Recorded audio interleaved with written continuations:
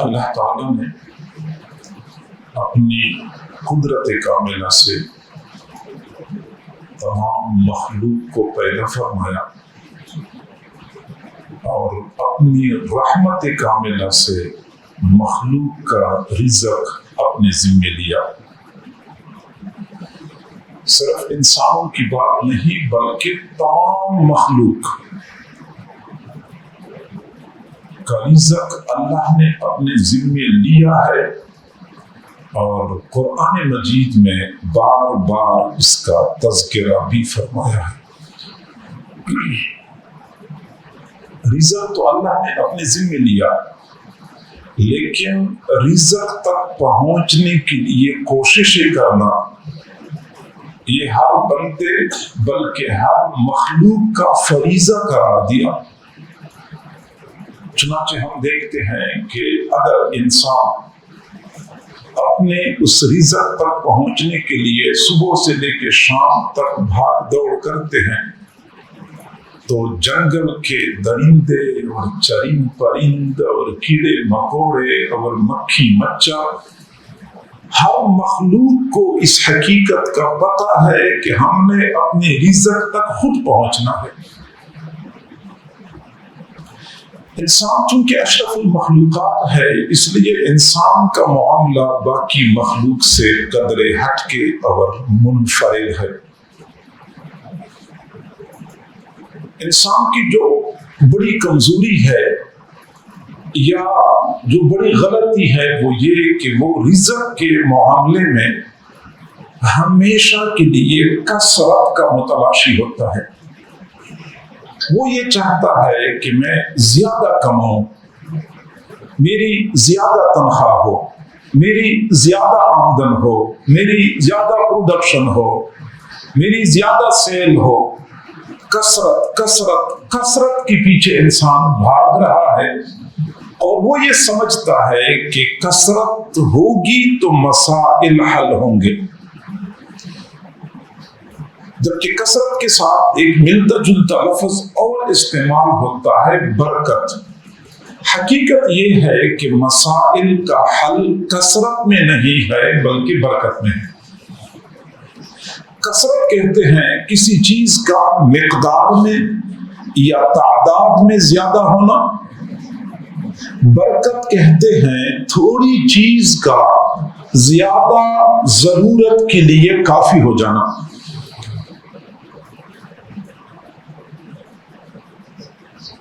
گھر میں مہمانوں نے آنا تھا، گھر والوں کو پتا تھا کہ 4 مہمان آ رہے ہیں۔ انہوں نے احتیاط کرنا 6 مہمانوں کا کھانا بنایا۔ وہ 4 مہمان آ گئے، 4 مہمانوں کے سامنے 6 مہمانوں کا کھانا رکھ دیا گیا۔ یہ کثرت ہے کہ مہمان 4 ہیں لیکن کھانا 6 مہمانوں کا رکھ دیا گیا، یہ کثرت ہے۔ دوسری طرف گھر میں 2 مہمانوں نے آنا تھا اور گھر والوں نے 2 مہمانوں کا کھانا تیار کر لیا۔ اللہ کی شان کے مہمان 4 آ گئے، اب 4 مہمانوں کے سامنے وہی 2 مہمانوں کا کھانا رکھ لیا گیا۔ 4 مہمانوں نے سیر ہو کے کھا لیا، اس کو برکت کہتے ہیں۔ چیز تھوڑی تھی، مقدار کم تھی، لیکن کم مقدار زیادہ ضرورت کے لیے کافی ہو گئی، اس کو برکت کہتے ہیں۔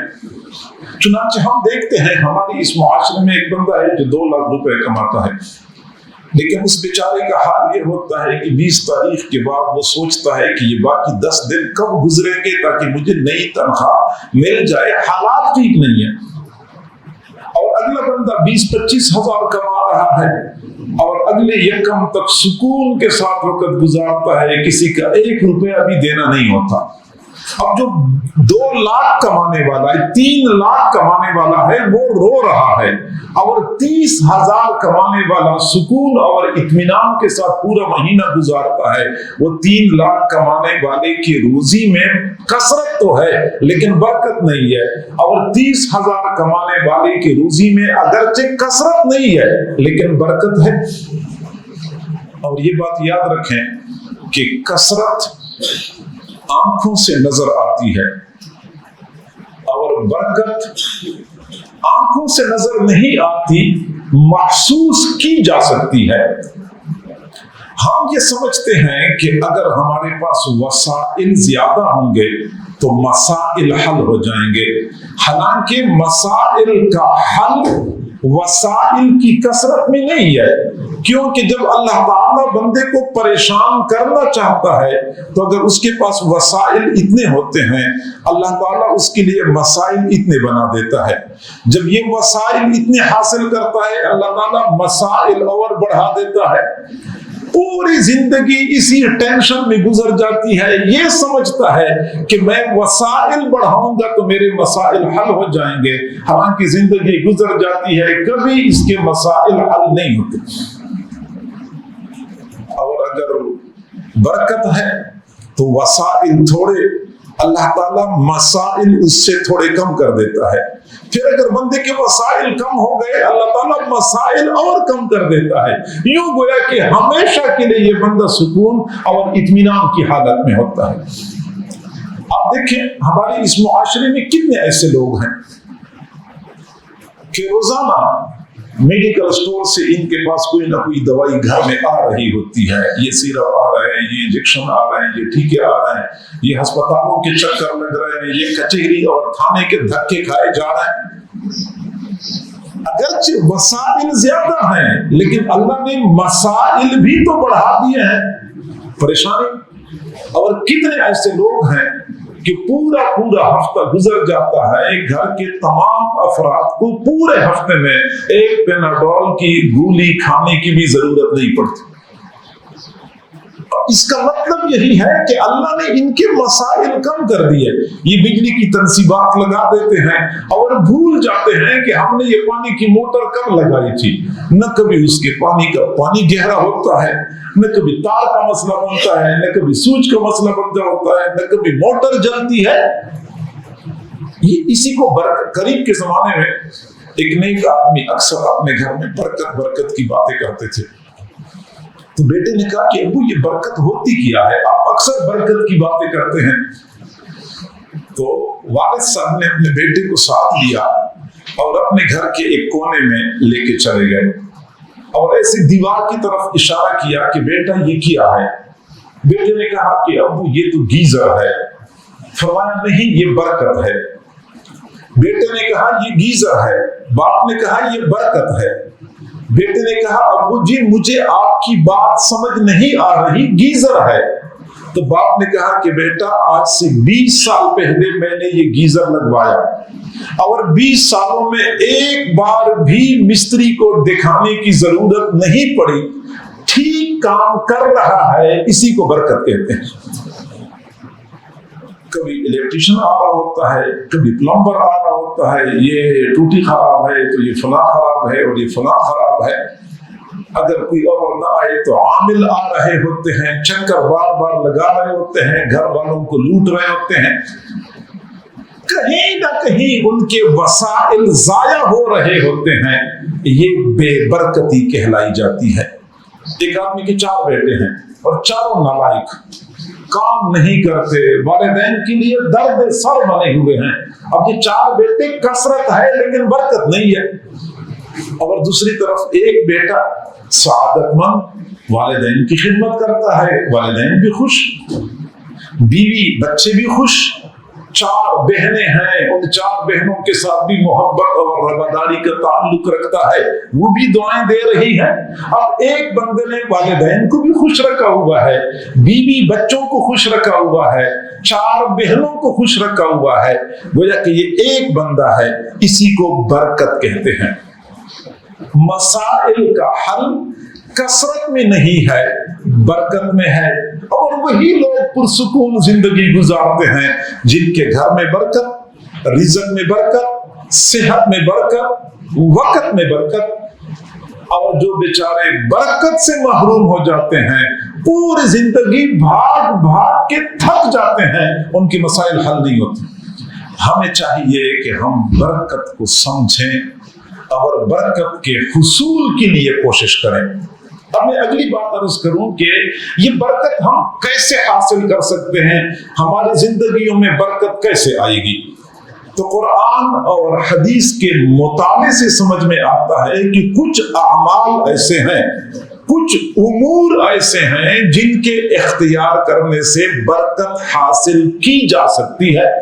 چنانچہ پہلی چیز اللہ تعالیٰ نے قرآن مجید میں ارشاد فرمایا تبارک اسم ربک، برکت والا ہے تیرے رب کا نام۔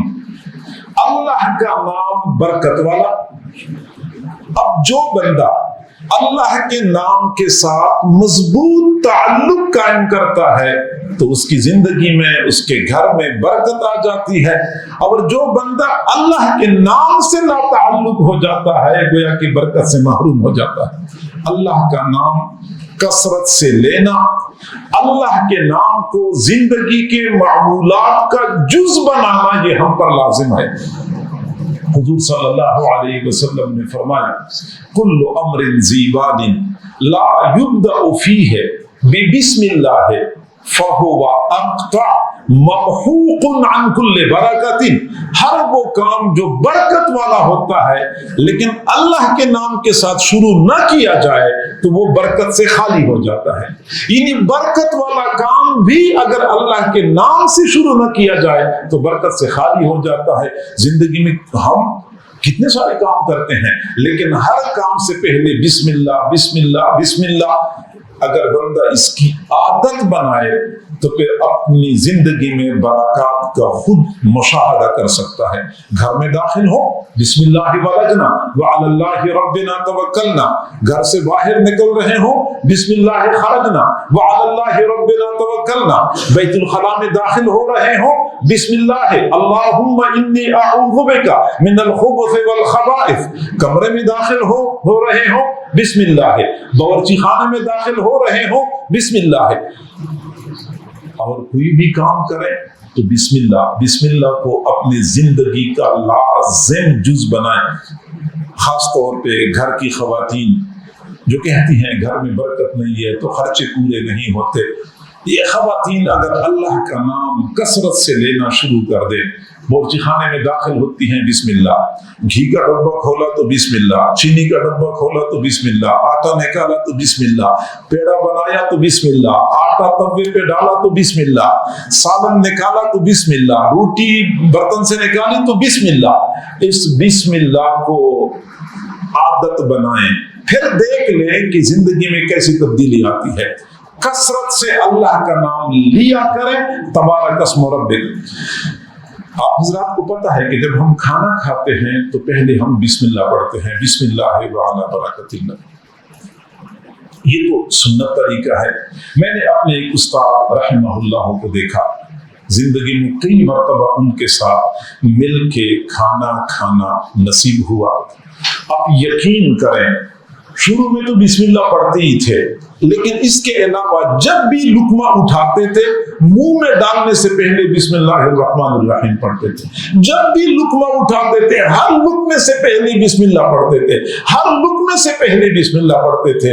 اس انداز سے اگر ہم بسم اللہ کے ساتھ دوستی لگائیں تو اس کے اچھے اثرات ہمیں نظر آ جائیں گے۔ تو پہلی چیز اللہ کا نام برکت والا، دوسری چیز اللہ کا کلام برکت والا۔ کتاب انزلناہ الیک مبارک، اللہ تعالیٰ فرماتے ہیں کہ یہ وہ کتاب ہے جو ہم نے آپ کی طرف اتاری ہے اور یہ کتاب برکت والی ہے، اور جو لوگ اس کتاب کے ساتھ مضبوط وابستگی اختیار کرتے ہیں پھر وہ اس کتاب کی برکتوں سے مالا مال ہوتے ہیں۔ حضور صلی اللہ علیہ وسلم نے فرمایا تبرک بالقرآن فإنہ کلام اللہ، قرآن سے برکت حاصل کر لو کیونکہ قرآن اللہ کا کلام ہے، قرآن اللہ کا کلام ہے، قرآن سے برکت حاصل کر لو، گویا کہ یہ برکتوں کا مجموعہ ہے۔ اور ایک وقت تھا کہ لوگوں کا تعلق قرآن کے ساتھ مضبوط ہوتا تھا۔ فجر کی نماز کے بعد ہمارے دن کا آغاز قرآن کی تلاوت سے ہوا کرتا تھا۔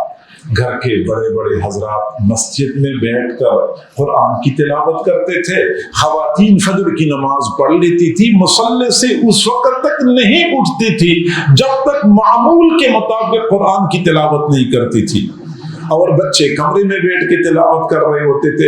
یقین کریں کیا وہ مناظر ہوا کرتے تھے کہ بندہ فجر کی نماز کے بعد گھر میں داخل ہوتا تھا تو ہر کمرے سے قرآن کی تلاوت کی آواز آ رہی ہوتی تھی، کہیں تو اہلیہ قرآن کی تلاوت کر رہی ہوتی تھی، کہیں بچے قرآن کی تلاوت کر رہے ہوتے تھے، کہیں بچیاں قرآن کی تلاوت کر رہی ہوتی تھی۔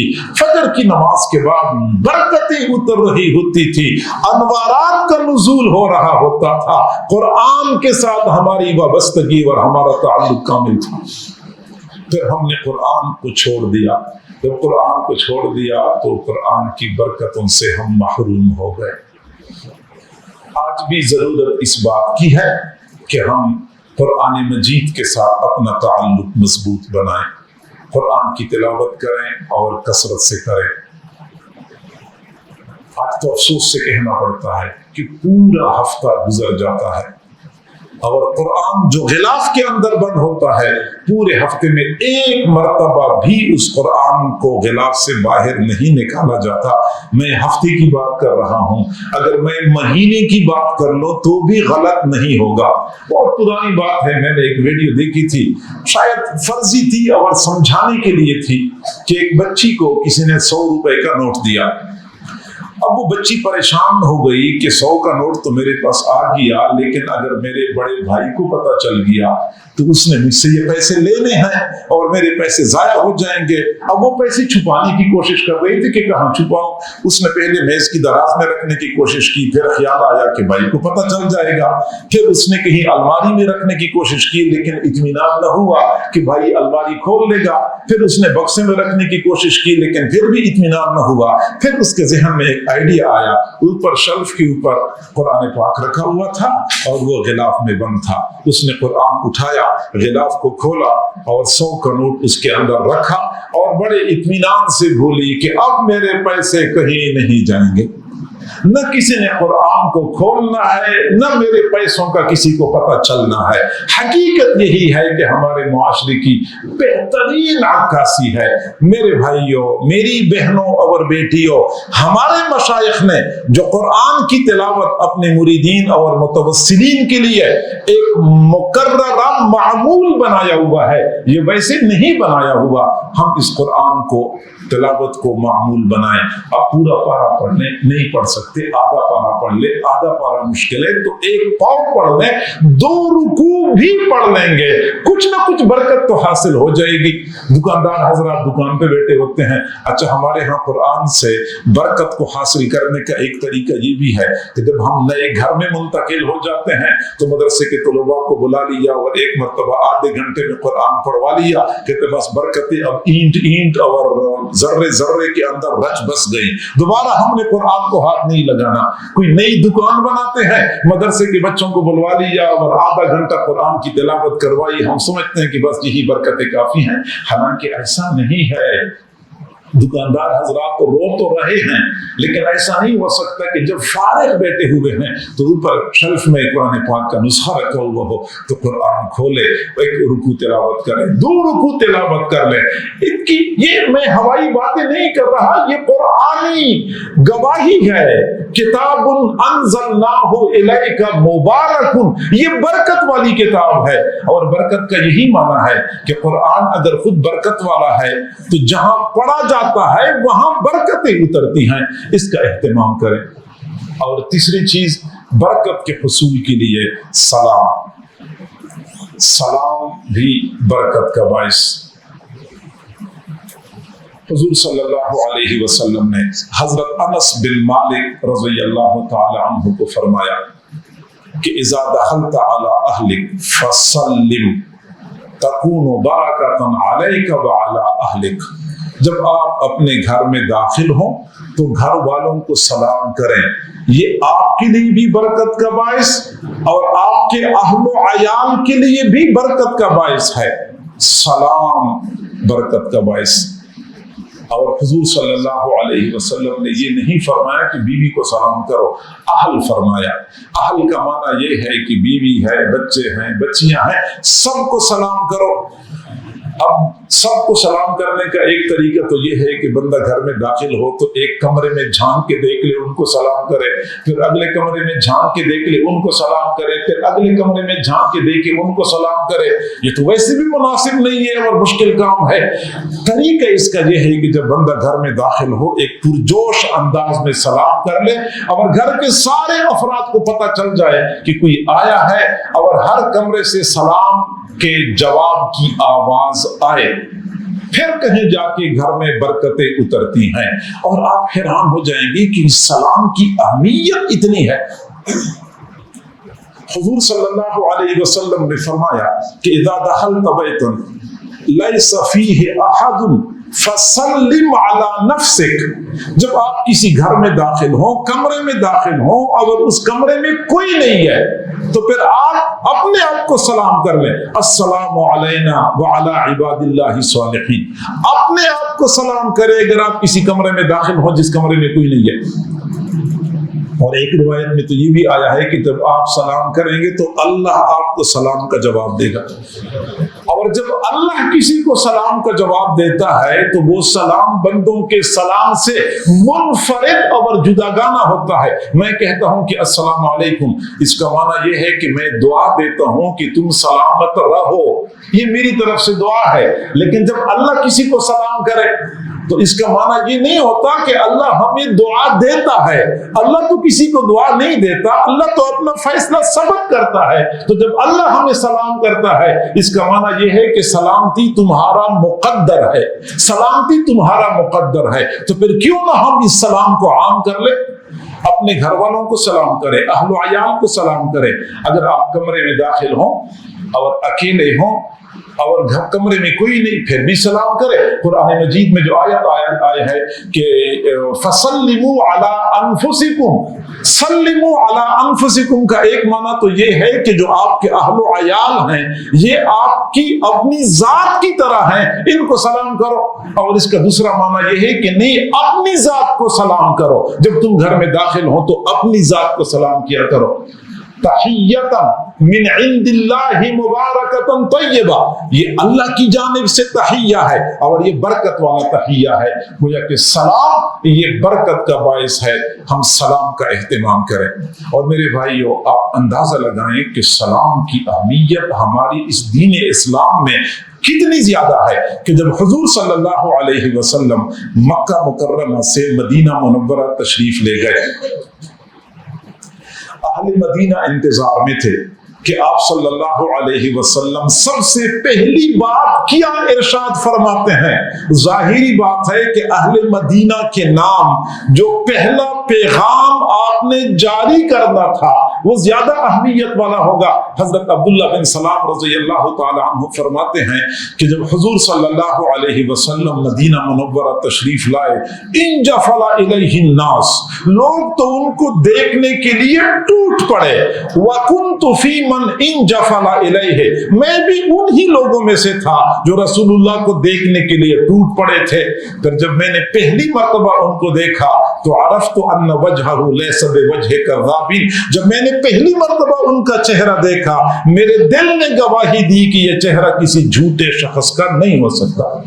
پھر آپ صلی اللہ علیہ وسلم نے جو پہلی بات ارشاد فرمائی وہ یہ تھی، یا ایھا الناس، اے لوگو، افشوا السلام، سلام پھیلایا کرو، سلام پھیلایا کرو۔ یہ سلام سلامتی کا پیغام ہے، اس کو معاشرے میں عام ہونا چاہیے۔ تو لہٰذا سلام کی برکات ہیں، سلام کی برکات کو حاصل کرنے کے لیے بندہ گھر میں داخل ہو تو گھر والوں کو اونچی آواز سے سلام کرے، یہ تاکہ سارے گھر والے بندے کو سلام کا جواب دے اور ان کو بتائیں کہ سلام کا جواب دینا ہوتا ہے، پرجوش انداز میں دینا ہوتا ہے۔ تیسری چیز جو برکت کا باعث ہے وہ صبح و سویرے کا وقت ہے۔ یہ صبح و سویرے کا وقت برکتوں کا خزانہ ہے، لیکن افسوس سے کہنا پڑتا ہے کہ ہم ان برکات سے بھی محروم ہو چکے ہیں۔ حضور صلی اللہ علیہ وسلم نے فرمایا بورے کا لِأُمَّتِي فِي بُكُورِهَا، میری امت کے لیے صبح و سویرے کے وقت میں برکت نازل کی گئی ہے۔ یہ صبح و سویرے کا وقت برکتوں کا باعث، اس وقت برکتیں اترتی ہیں۔ بخاری شریف کی روایت ہے، آپ صلی اللہ علیہ وسلم نے فرمایا اللہم بارک لی امتی فی بکورہا، میری امت کے لیے صبح و سویرے کے وقت میں برکت نازل کر دے۔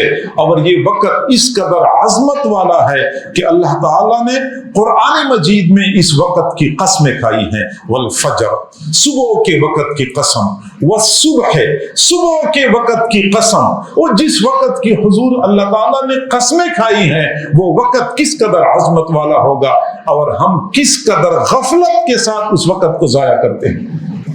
حالت ہماری یہ بنی ہوئی ہے کہ رات 1 بجے تک تو ہم جاگ رہے ہوتے ہیں، اور یہ جاگنا ایک فیشن بنا ہوا ہے، گویا کہ عشاء کے فوراً بعد سونا لوگ سمجھتے ہیں کہ یہ قدامت پرستی ہے اور یہ ترقی سے عاری پن ہے، اور جو لوگ 1 بجے 2 بجے تک رات جاگتے رہتے ہیں یہ اصل ترقی ہے، اور اسی کو لوگ باقاعدہ تذکرہ کرتے ہیں اور فخریہ طور پہ تذکرہ کرتے ہیں، وہ جی ہم تو رات کو 1 بجے سوتے ہیں اور ہمارے تو بچے بھی نہیں سوتے، اور ہم تو رات کو اتنی، حالانکہ وہ اپنا بھی نقصان کر رہے ہوتے ہیں، بچوں کا بھی نقصان کر رہے ہوتے ہیں۔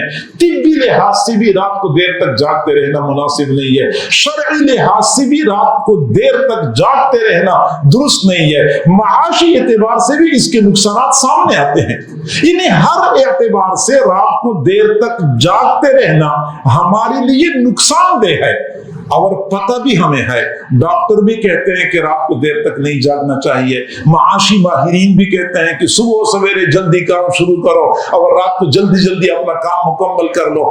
حضور صلی اللہ علیہ وسلم کی تعلیمات بھی یہی ہیں، لیکن اس کے باوجود ہمارا مزاج بنا ہوا ہے، دیر تک رات کو جاگتے ہیں۔ نتیجہ یہ نکلتا ہے کہ جو بندہ رات کو 1 بجے تک جاگے، تہجد کی نماز تو گئی، وہ تو کب سے ہماری زندگیوں سے رخصت ہو چکی ہے، فجر بھی گئی۔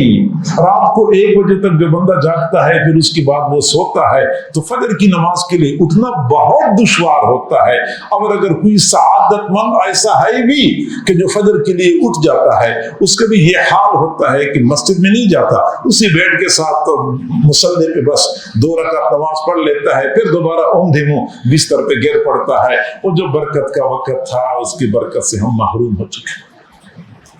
حضرت عمر رضی اللہ تعالیٰ عنہ نے فرمایا اذا صلیتم الفجر فلا تناموا عن طلب ارزاقکم، جب تم فجر کی نماز پڑھ لو تو پھر اس کے بعد روزی تلاش کرنے سے سونا نہیں ہے، یعنی فوراً روزی کی تلاش میں نکل جاؤ۔ حضور صلی اللہ علیہ وسلم سے ایک بندے نے عرض کیا اللہ کے نبی، کام کاروبار کرتا ہوں لیکن برکت نہیں ہے، آپ نے فرمایا کہ صبح سویرے کام پہ جایا کرو۔ وہ بندہ صبح سویرے کام پہ جانے لگا، پھر حدیث میں آتا ہے کہ فاثرا، وہ بندہ مالدار ہو گیا۔ تو صبح سویرے کا وقت برکتوں والا ہوتا ہے۔ حضرت ابراہیم بن ادہم رحمۃ اللہ علیہ سے کسی نے پوچھا کہ حضرت یہ برکت کیا چیز ہوتی ہے؟ حضرت نے فرمایا کہ آپ نے بکری دیکھی ہے؟ جی ہاں دیکھی ہے۔ آپ کو پتا ہے کہ بکری ایک وقت میں کتنے بچے دیتی ہے؟ تو جواب دیا کہ ایک وقت میں 1 بچہ دیتی ہے، کبھی کبھار 2 بھی دے دیتی ہے، اور بہت کم ایسا ہوتا ہے کہ 3 بچے ایک مرتبہ میں دے، 4 تو بالکل بہت کم ہوتا ہے، عام طور پہ 1 یا 2 بچے دیتی ہے۔ اور کتیا کتنے بچے دیتی ہے؟ تو اس بندے نے جواب دیا کہ ایک ہی وقت میں 8 بچے بھی دیتی ہے، 10 بھی دے دیتی ہے، 12 بھی دے دیتی ہے۔ پھر فرمایا کہ اچھا روزانہ کی بنیاد پہ کتنے بکرے ذبح ہوتے ہیں؟ جواب دیا کہ ہزاروں کی تعداد میں۔ اس وقت ہزاروں کی بات تھی، اور اب تو معاملہ لاکھوں تک جا پہنچا ہے کہ روزانہ کی بنیاد پہ بکرے ذبح ہوتے ہیں۔ چنانچہ شادیوں میں بکرے ذبح ہوتے ہیں، قربانی میں بکرے ذبح ہوتے ہیں، عقیقہ ہے تو بکرے ذبح ہوتے ہیں، کوئی بیمار ہو گیا تو صدقے میں بکرے ذبح ہوتے ہیں، لاکھوں کی تعداد میں روزانہ ذبح ہوتے ہیں۔ اور کتے کتنے ذبح ہوتے ہیں؟ کتے کوئی ذبح نہیں ہوتے۔ تو پھر حضرت ابراہیم بن ادہم رحمۃ اللہ علیہ نے فرمایا کہ اچھا آپ یہ بتائیں کہ آپ نے کبھی زندگی میں کتوں کا ریوڑ دیکھا ہے؟ کہنے لگا کبھی نہیں دیکھا۔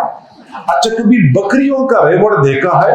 جی ہاں، ایک ہی وقت میں ہزاروں بھیڑ بکریوں پر مشتمل ریوڑ میں نے دیکھے ہیں۔ فرمایا کہ بکریوں کی پیداوار کم، کھپت زیادہ، اور پھر بھی آپ کو ریوڑوں کے ریوڑ نظر آ رہے ہیں۔ کتوں کی پیداوار زیادہ، آگے کھپت کوئی نہیں ہے، لیکن پھر بھی آپ کو کوئی ریوڑ نظر نہیں آتا۔ اس کو برکت کہتے ہیں کہ بکریوں کی زندگی میں برکت ہے اور کتوں میں برکت نہیں ہے۔ پھر اگلی بات حضرت نے یہ فرمائی کہ اس کی وجہ کیا ہے۔ رات کے اول حصے میں بکری سو جاتی ہے اور تہجد کے وقت اٹھ کے میں کرنا شروع کر دیتی ہے، اور کتا پوری رات جاگتا رہتا ہے، لیکن رات کے آخری پہر غفلت کی نیند سو جاتا ہے۔ برکت کے نزول کا جو وقت تھا اس وقت بکری جاگ رہی تھی، کتا سو رہا تھا، اس لیے اللہ نے بکریوں میں برکت ڈال دی اور کتوں کو برکت سے محروم کر دیا۔ صبح سویرے کا وقت، اس کو غنیمت سمجھیں، اس سے فائدہ اٹھائیں۔ اور ایک وقت تھا کہ گھروں کے اندر یہ خواتین فجر کی نماز پڑھتی ہی، صبح گویا کہ جلدی نماز پڑھتی تھی، نماز پڑھنے کے بعد پھر تلاوت کے بعد پھر منہ اندھیرے گھر کے کام کاج کرنا شروع کر دیتی تھی۔ دیہاتوں میں تو بوڑھی خواتین جب دہی سے لسی بنایا کرتی تھی تو ان کا خیال یہ ہوتا تھا کہ اگر فجر کی نماز سے پہلے لسی بنائی جائے اس میں مکھن زیادہ نکلتا ہے، تو اس وقت وہ مکھن نکالا کرتی تھی، اس وقت وہ لسی بنایا کرتی تھی۔ تو یہ وقت برکت والا ہوتا ہے، ہمیں چاہیے کہ ہم اس وقت کو غنیمت سمجھیں اور آپ کو جلدی سوئیں، صبح جلدی اٹھا کریں۔ اور افسوس سے کہنا پڑتا ہے کہ ویسے تو ہم مغرب اور یورپ کی اندھی تقلید کرتے رہتے ہیں اور ہم سمجھتے ہیں کہ ان کی پیروی میں ہی ترقی مضمر ہے، اور ہم پھر یہ بات بھول جاتے ہیں کہ کسی زمانے میں وہ رات کو دیر تک جاگتے تھے، صبح دیر تک سویا کرتے تھے، لیکن اب تو انہوں نے یہ راز سمجھ لیا کہ جلدی سونے میں اور صبح جلدی جاگنے میں فائدہ ہے۔ انہوں نے وہ راز سمجھ لیا اور اپنا لیا، اور مسلمان وہی پرانی روش پہ چل کے ترقی تلاش کر رہے ہیں۔ مشہور ہے کہ مارکیٹ میں مندہ چل رہا تھا، کاروبار ٹھیک نہیں تھا، دکاندار پریشان تھے، سیل نہیں ہو رہی، کیا کرے، خرچے پورے نہیں ہو رہے۔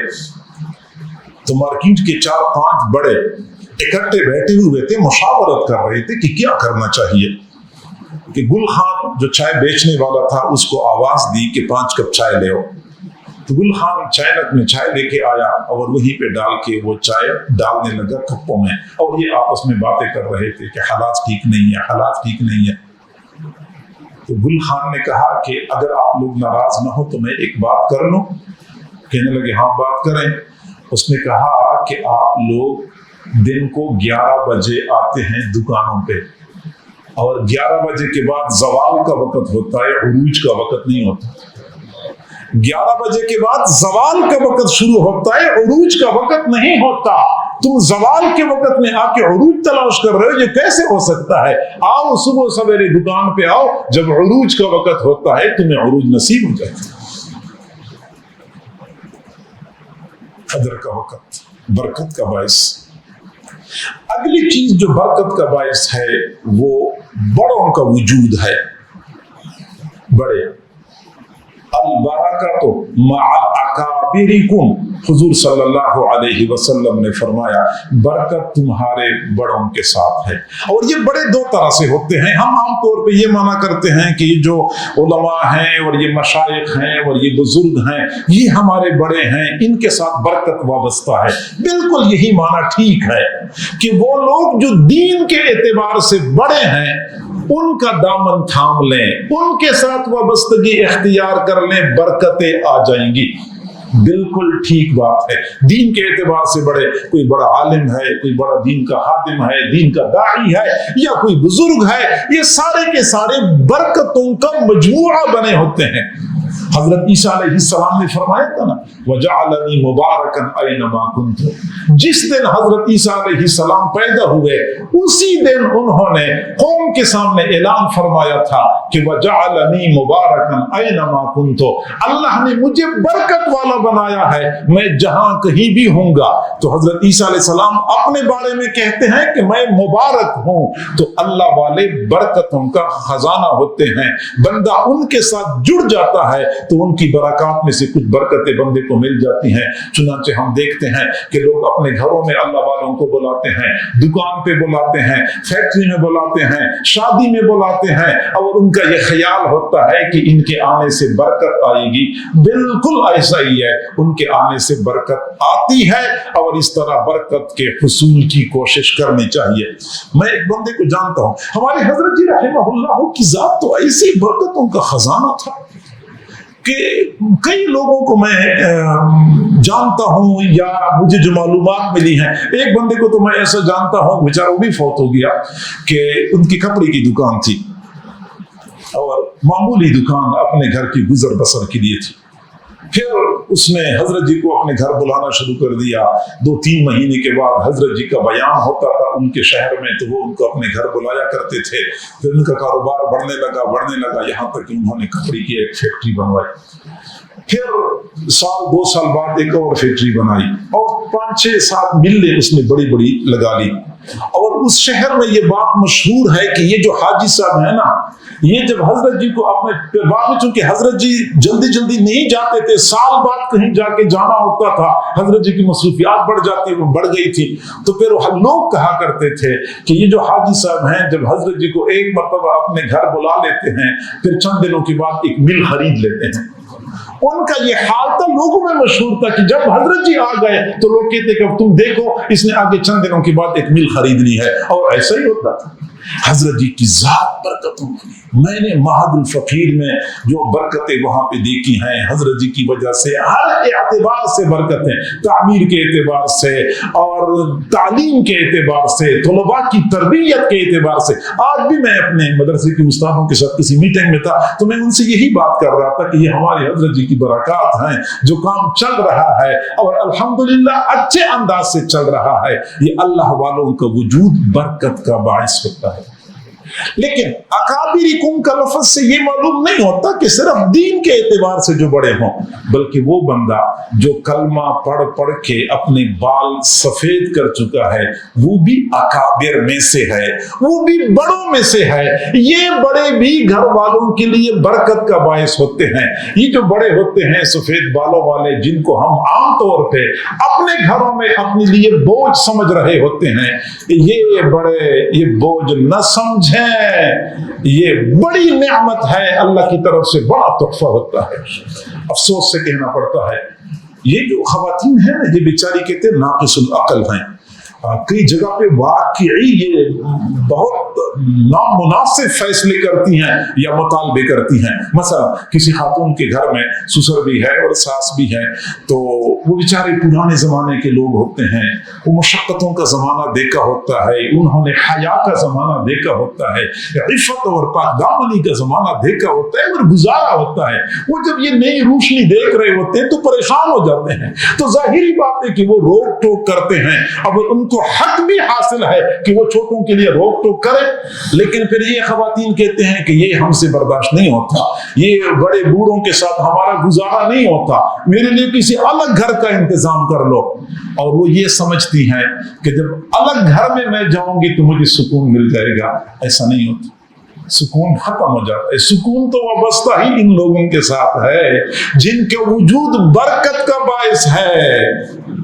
मेरे भाइयों, कई मर्तबा हमारे पास लोग आते हैं और हमें कहते हैं जब तक वालिद साहब जिंदा थे घर में बरकत ही बरकत थी, जिस दिन से वालिद साहब का जनाजा उठ चुका है उस दिन से हमारे हालात खराब हो गए, कारोबार खराब हो गया, आपस में बेइत्तेफाकी हो गई, सेहत के मसाइल बन गए। फिर मैं ऐसे दोस्तों से कहा करता हूं कि असल बात यह है कि घर वालों के करतूत ऐसे होते हैं कि वो अल्लाह के अजाब को दावत दे रहे होते हैं, लेकिन घर में کچھ ایسے حضرات ہوتے ہیں جن کے بال کلمہ پڑھتے پڑھتے سفید ہو چکے ہوتے ہیں اور اللہ کو ان سفید بالوں سے حیا آتی ہے اور ان سفید بالوں کی وجہ سے عذابات ٹل رہے ہوتے ہیں، رحمتیں اتر رہی ہوتی ہیں، اور جب یہ سفید بالوں والے اٹھ جاتے ہیں تو پھر عذابات کے نازل ہونے میں کوئی رکاوٹ نہیں ہوتی۔ اور میرے بھائیو، یہ میں بہت وثوق کے ساتھ یہ بات کرتا ہوں کہ وہ گھر جس میں سفید بالوں والا کوئی بابا نہیں ہے، کوئی اماں نہیں ہے، وہ گھر والے محروم گھر والے ہیں، محروم ہیں وہ لوگ جن کے گھروں میں سفید بالوں والے کوئی نہیں ہے۔ ان کو اپنے لیے باعث برکت سمجھیں، ان کا وجود اللہ کا تحفہ سمجھیں، ان کی قدر کریں۔ خوش قسمت ہوتے ہیں وہ لوگ جن کے سروں پہ بڑوں کا سایہ موجود ہے۔ حضرت تھانوی رحمۃ اللہ علیہ نے ایک واقعہ لکھا ہے کہ بنی اسرائیل میں ایک نوجوان تھا جو اپنے والدین کی بڑی خدمت کرتا تھا۔ تو والدین بالکل بوڑھے تھے، کام کاج کے قابل نہیں تھے، باقی بہن بھائی موجود تھے، تو بہن بھائیوں نے آپس میں کہہ دیا کہ یہ گھر ہے اور یہ کچھ اثاثے ہیں، یہ ہم آپس میں تقسیم کر لیتے ہیں۔ اس نوجوان نے کہا کہ میں تقسیم کے لیے آمادہ ہوں، لیکن میرا ایک فیصلہ ہے، یہ تمہیں ماننا پڑے گا کہ ابو اور امی میرے ہوں گے، باقی سب کچھ تمہارا ہوگا۔ ابو اور امی میرے ہوں گے، وہ باقی بھائی اور بہنیں وہ آمادہ ہو گئی، اور انہوں نے ابو اور امی کو اپنے قبضے میں لے لیا۔ پھر ابو اور امی کی خدمت کرتا رہا یہاں تک کہ ابو اور امی کا انتقال ہو گیا۔ جب انتقال ہو گیا تو بعد میں اس نوجوان نے خواب دیکھا۔ کسی اللہ والے نے خواب میں فرمایا کہ بیٹا، آپ نے اپنے والدین کی بڑی خدمت کی ہے، اللہ تعالیٰ آپ کو انعام دینا چاہتا ہے۔ بستی سے باہر فلاں جگہ پہ ایک درخت ہے، درخت کے نیچے ایک پتھر پڑا ہوا ہے، پتھر کے نیچے 100 دینار ہیں، وہ لے لے۔ تو پوچھا کہ ان دیناروں میں برکت ہے؟ اس بندے نے کہا برکت تو نہیں ہے۔ نوجوان نے کہا کہ میں نے لینے ہی نہیں ہے، میں برکتوں والے لیتا ہوں، بے برکتی والے نہیں لیتا۔ صبح اٹھا تو اپنی بیوی کو بتایا، بیوی نے کہا کہ اللہ کے بندے، کیا آپ برکت اور برکت کے پیچھے پڑ گئے، 100 دینار ہیں، اٹھا لیں، ضرورت پوری کر لیں گے۔ نوجوان نے کہا کہ جب برکت نہیں ہے تو میں نے نہیں لینے۔ اگلی رات پھر خواب نظر آیا اور اسی بندے نے کہا کہ اس پتھر کے نیچے 10 دینار پڑے ہیں، لے لیں۔ پوچھا کہ برکت ہوگی؟ جواب دیا کہ برکت تو نہیں ہوگی۔ تو اس نے کہا کہ میں نے لینے ہی نہیں ہے۔ بیوی کو صبح خواب سنایا، بیوی نے کہا کہ 100 آپ نے نہیں لیے، کم از کم یہ 10 تو لے لو، یہ تو ہاتھ سے نہ جانے دو۔ اس نوجوان نے کہا کہ برکت نہیں ہے تو میں نے نہیں لینے۔ اگلی رات پھر خواب نظر آیا، اسی اللہ والے نے فرمایا کہ پتھر کے نیچے 1 دینار پڑا ہے، وہ لے لو۔ پوچھا کہ اس میں برکت ہے؟ جواب دیا کہ ہاں برکت ہے۔ فرمایا کہ میں لے لیتا ہوں۔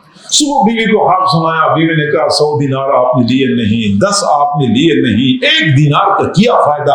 نوجوان نے کہا کہ وہ برکت والا ہے، میں نے وہ لینا ہے۔ نوجوان چلا گیا، وہ درخت کے نیچے پتھر پڑا ہوا تھا، پتھر کے نیچے سے وہ دینار اٹھا لیا، واپس گھر آ رہا تھا۔ خیال آیا کہ میری بیوی ہے، میرے بچے ہیں، اتنا عرصہ گزر گیا اور ہم نے گھر میں گوشت نہیں کھایا، میں آج گوشت لے کے جاتا ہوں۔ چنانچہ اس نے بازار سے گوشت لینے کا فیصلہ کیا۔ پھر خیال آیا کہ گوشت کی بجائے مچھلی خرید لیتا ہوں۔ اس نے مچھلی خریدی 1 دینار کی اور وہ مچھلی گھر لے کے آیا۔ جب مچھلی کا پیٹ چاک کر لیا، مچھلی کے اندر سے اتنا قیمتی ہیرا نکل آیا کہ اس نوجوان، اس کی بیوی اور بچوں کے لیے پوری زندگی کے اخراجات کا انتظام ہو گیا۔ یہ وہ برکت والا 1 دینار تھا۔ تو میرے بھائیو، والدین گھر کے اندر بوڑھے، دادا ہے، دادی ہے، چچا اور تایا اور امی اور دادی، یہ سفید بالوں والے، البرکۃ مع اکابرکم۔ اگر 2 بھائی ہیں، 3 بھائی ہیں، آپس میں الگ الگ ہو رہے ہیں، تو سمجھدار بھائی وہ ہوتا ہے کہ جو کہہ دے کہ ٹھیک ہے ہم تقسیم تو کریں گے لیکن امی اور ابو میرے ساتھ رہیں گے۔ جس نے یہ اس میں کامیابی حاصل کر لی، اس نے برکتوں کو سمیٹ لیا۔ اور اگلی چیز جو کہ برکت کا باعث ہے وہ تقوی اور پرہیزگاری ہے۔ قرآن مجید میں اللہ تعالیٰ نے ارشاد فرمایا وَلَوْ أَنَّ أَهْلَ الْقُرَىٰ آمَنُوا وَاتَّقَوْا، اگر یہ بستی دیسوں والے ایمان لاتے اور تقوی اختیار کرتے لَفَتَحْنَا عَلَيْهِمْ بَرَكَاتٍ مِّنَ السَّمَاءِ وَالْأَرْضِ، ہم ان پر آسمان اور زمین سے برکتوں کے دروازے کھول دیتے، آسمان سے برکتیں اترتی، زمین برکتیں اگل دیتی اگر یہ لوگ تقوی پرہیزگاری اختیار کر لیتے۔ میرے بھائیو، پرہیزگاری کی وجہ سے برکتوں کے دروازے بندے پر کھلتے ہیں، گناہوں کی وجہ سے برکتیں اٹھ جاتی ہیں۔ ہم روتے رہتے ہیں کہ گھر میں برکت نہیں ہے۔ برکت کیسے آئے گی؟ اگر اللہ کی نافرمانی ہوگی تو برکت نہیں ہوگی، اللہ کی نافرمانی نہیں ہوگی تو برکتیں خود بخود ڈیرے ڈالیں گی۔ تو تقوی پرہیزگاری، اور اگلی چیز جہاں برکت ہے وہ بیت اللہ شریف ہے۔ بیت اللہ خود برکتوں کا خزانہ۔ قرآن مجید میں اللہ رب العزت نے ارشاد فرمایا ان اول بیت وضع للناس للذی ببکۃ مبارکا، سب سے پہلا گھر جو لوگوں کے لیے بنایا گیا ہے وہ مکہ مکرمہ میں ہے، اور وہ مبارک گھر ہے، وہ برکتوں والا گھر ہے، اور وہ ایسا برکتوں والا گھر ہے کہ جو لوگ وہاں گئے ہیں انہوں نے وہاں پہ دیکھا ہوگا کہ کیسی برکتیں ہیں۔ وہاں زمزم کا ایک چشمہ ہے، ایک چشمہ، اور ایک ہی وقت میں 20، 25، 30 لاکھ لوگوں کو سیراب کرتا ہے۔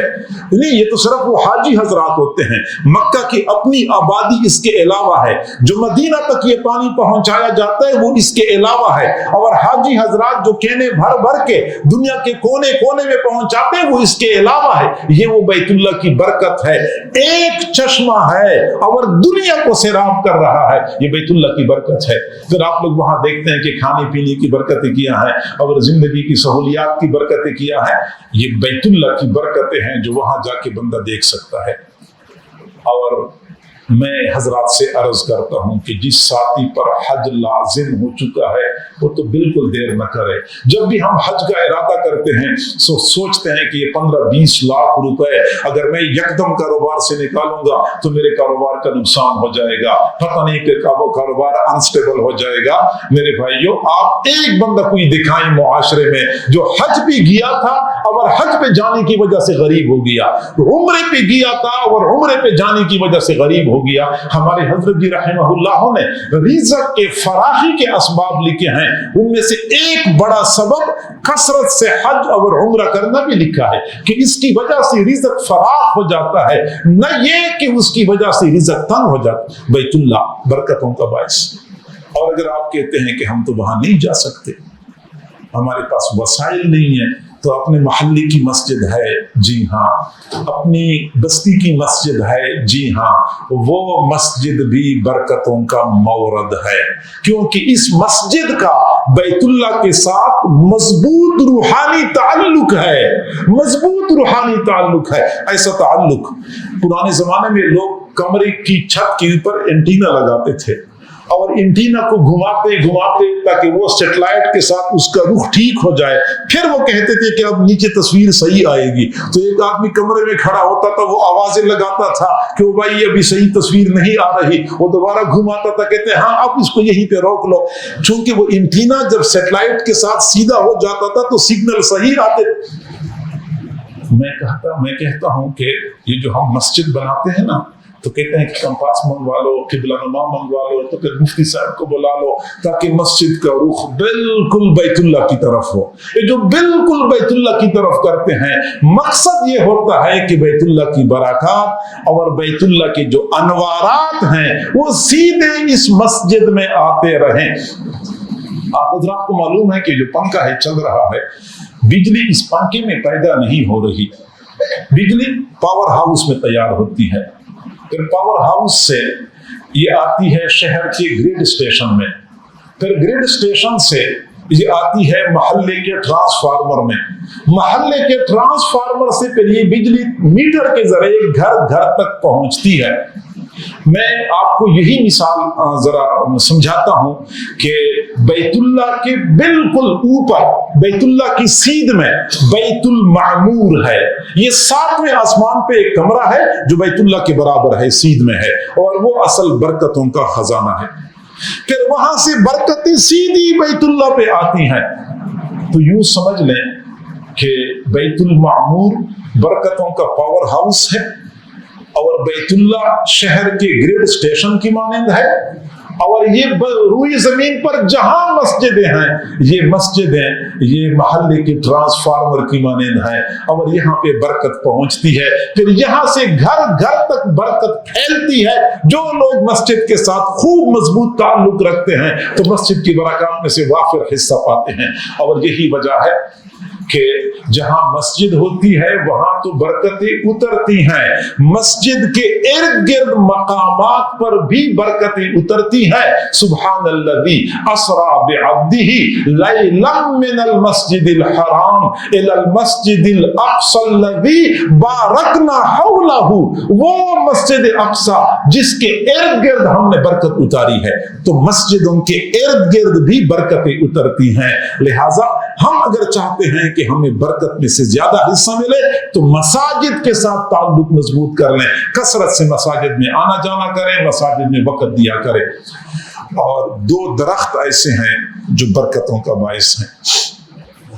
ایک کھجور کا درخت اور ایک زیتون کا درخت.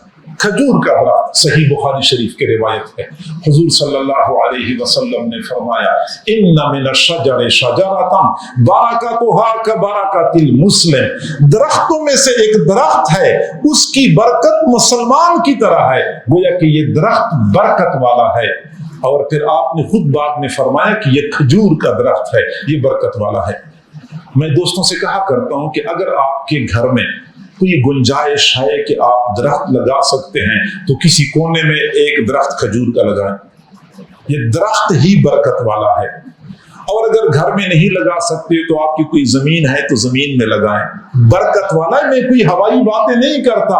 شاید آپ یہ باتیں پہلی مرتبہ سن رہے ہوں گے تو آپ عجیب سمجھتے ہوں گے کہ نئی باتیں کرتے ہیں کہ گھر میں کھجور کا درخت لگا لو. یہ کیا عملیات کے چکر میں ہمیں ڈالتے ہیں. یہ عملیات کی بات نہیں ہے. میں نے بخاری شریف کا حوالہ دیا ہے کہ یہ درخت برکت والا ہے. اور اگر بالفرض درخت نہیں لگا سکتے تو اس درخت کے چند پھل گھر میں رکھ لیا کرے. چند پھل یعنی چند کھجورے گھر میں رکھ لیا کرے. زیادہ رکھے تو بہت اچھی بات ہے, تھوڑے بھی رکھ سکے تو پھر بھی ٹھیک ہے. حضور صلی اللہ علیہ وسلم نے فرمایا لا تجوع اہل بیت عندہم تمر. وہ گھر والے کبھی بھوکے نہیں ہو سکتے جن کے پاس کھجور ہے.